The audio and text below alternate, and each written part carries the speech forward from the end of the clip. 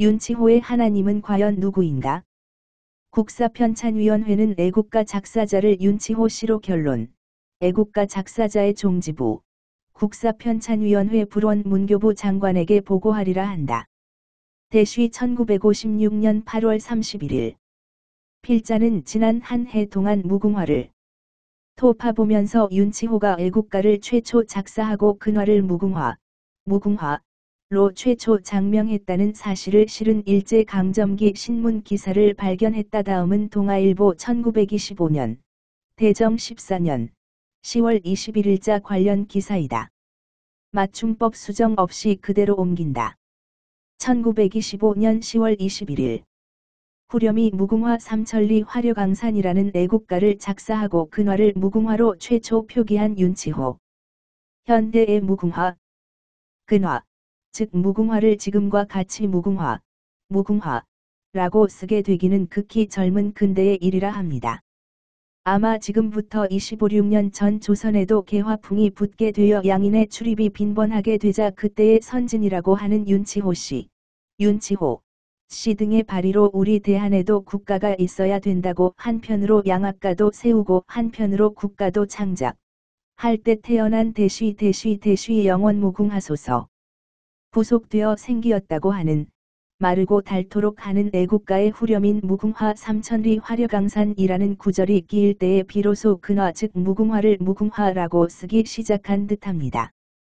1890년대 후반에서 1900년대 초 윤치호가 무궁화 삼천리 애국가를 작사하고 근화를 무궁화로 사상 최초 표기했다는 사실을 실은 동아일보의 기사는 윤치호 등호 애국가 작사자 겸 무궁화 도입자의 핵심 증거의 하나다. 그러나 여기에서는 애국가 작사자와 작사자의 친일 성향에 관한 상세 논란은 후술한다. 우선 1956년 국가기관인 국사편찬위원회가 애국가 작사자로 확인하고 이를 일간신문에까지 공개한 바 있는 윤치호의 애국가 속에 하느님과 관련한 대목을 윤치호 영문일기, 국사편찬위원회, 윤치호 일기 한 권 물결표 사인 7권 탐구당, 1971년, 1883년, 명치 16, 1월 1일, 월, 맑고 춥다. 관직 빈부 귀천을 막론하고 모두 국기를 달았고 사녀와 아동들은 새 옷으로 화사하게 차려입고 세배를 다닌다. 울긋불긋한 색깔이 거리에 가득하여 한층 번화하게 보이는데 상점은 모두 문을 닫고 사람들이 한가로이 나다닌다. 그 태평한 기상이 우리들로 하여금 부러움을 금치 못하게 한다. 이날 오후 4시에 다나카 다다요시 전중중에 를 찾아가다.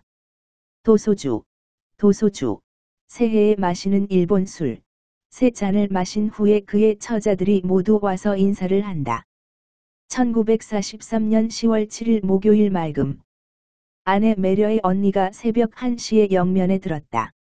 애도하기보다는 차라리 축하할 일이다. 그 여자는 살아야 할 이유가 전혀 없었다. 일본 내찬으로 시작하는 윤치호의 첫 일기와 처형의 죽음을 차라리 축하할 일이다 라고 쓴 그의 마지막 일기. 처음부터 끝까지 그로테스크하다. 그의 인생처럼. 별표 사인 국사편찬위원회 편집부. 윤치호 일기 한 권 물결표 사인 12권. 탐구당 1971. 참조와 언론 보도. 조선총독부의 동향분석. 경성지방법원 검사국의 특별비밀문서 등에서 살펴보기로 한다. 젊은 시절 윤치호 일기. 이 세계를 실제로 현실적으로 지배하는 원리는 정의가 아니고 힘이다. 힘은 정의라는 것이 이 세계의 신이다. 대쉬 1890년 2월 14일. 미국 에모리 대학 유학 시절 만 25세. 만약 내가 마음대로 내 나라를 정할 수 있다면 일본을 선택했을 것이다. 나는 지긋지긋한 냄새가 나는 중국이나 인종에 대한 편견 및 차별이 무서운 힘을 가지고 있는 미국 또는 지긋지긋한 정권이 존재하는 한 조선에서도 살고 싶지 않다. 5. 축복받은 일본이여. 동양의 낙원이여. 세계의 동산이여. 대쉬 1893년 11월 1일. 도쿄 체류 시절. 만 28세. 나의 좁은 마음은 영어로 신, 가드. 이라 불리는 존재의 정의와 사랑에 대해 의문을 제기하지 않을 수 없다. 나는 점점 더 만약 신이 친부라면 신의 부성에는 사랑과 연민이 결여된 것은 아닌지 의혹을 품게 된다. 대쉬 1900년 12월 25일 원산항 재판소 판사 시절 만 35세. 젊은 시절부터 윤치호는 정의와 사랑의 신을 의심하고 일본과 힘의 신을 믿었다. 1883에서 1943년 그의 나이 18세부터 78세까지 60년간 매년 12월 25일 일기를 전수 분석한 결과 기독교에 귀의하게 된 1885년부터 1886년, 1887년, 1892에서 1895년, 1902년, 1916에서 1918년, 맨 마지막 1932년 모두 12해의 크리스마스만 언급되어 있다. 나머지 대다수 12월 25일 일기에는 크리스마스는 이런 반구도 없이 엉뚱한 이야기를 하고 있다. 더구나 지금으로부터 101년 전 3.1운동으로 무수한 동포, 특히 농민과 학생들의 희생이 제일 많음. 들이 일제에 의해 죽임을 당하던 해 1919년의 크리스마스 윤치호 일기는 민족과 종교를 떠나 그의 인간성을 의심하게 된다. 1919년 12월 25일 목요일 잔뜩 흐리고 추움. 새말집이다.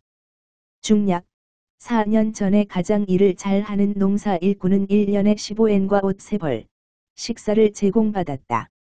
이제 그들은 1년에 40엔과 다른 조건들을 요구한다.